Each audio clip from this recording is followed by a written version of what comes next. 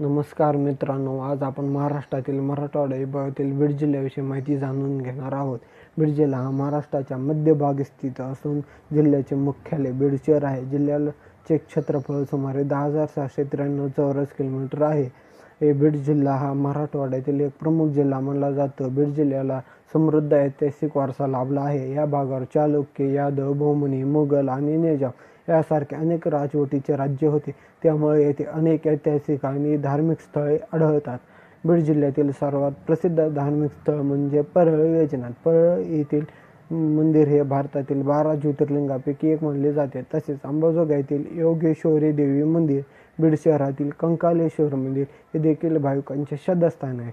शेती हा बीड जिल्ह्यातील प्रमुख व्यवसाय आहे. येथे ज्वारी, बाजरी, कापूस, ऊस यांची मोठ्या प्रमाणात लागवड केली जाते. मात्र कमी पाऊस आणि दुष्काळी परिस्थिती ही जिल्ह्यापुढील मोठी समस्या आहे. बिंदुसरा, सिंदफणा आणि मांजरा या जिल्ह्यातील प्रमुख नद्या आहेत.